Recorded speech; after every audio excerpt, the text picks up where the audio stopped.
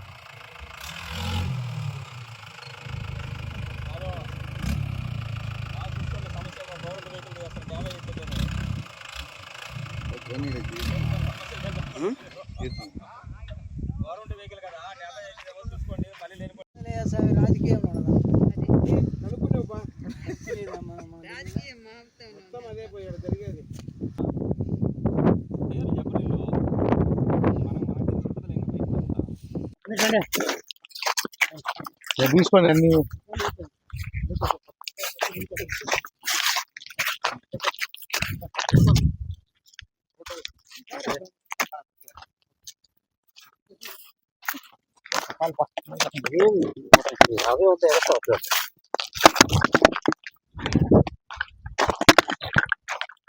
ఇది పెట్టుకో సాక్షిది.